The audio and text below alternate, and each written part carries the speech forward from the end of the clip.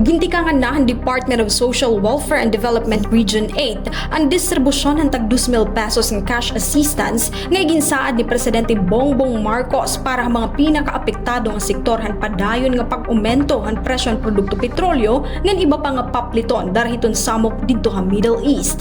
Hapugos nga syudad ng Borongan, maabot 850 nga mga benepisyaryo ang kinarawat han ira ayuda pinansyalya ng Hulyo 20 ha ilarom han Uplift o Unified Package for Livelihood, Industry, Food and Transport Program han departamento. Ini nga mga benepisyaryo in ginklasipika como mga poor nga near poor households nga diri bulig han 4-piece sugad man ang mga low income SSS members. Hirain gin-identifikar pinaagihan kanan PSA community-based monitoring system.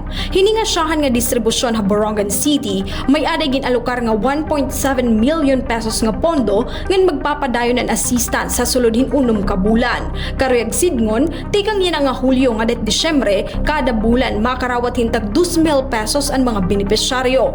Iton mga masunod nga payout ay nagpapaagi ha digital payout.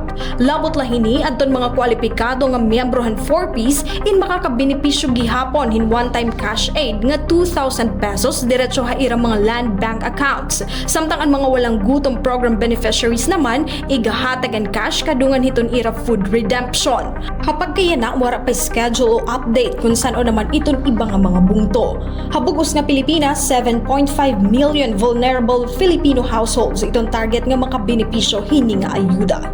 Tika nga syudad Borongan, Heidi Opada, Eastern Samar News Service.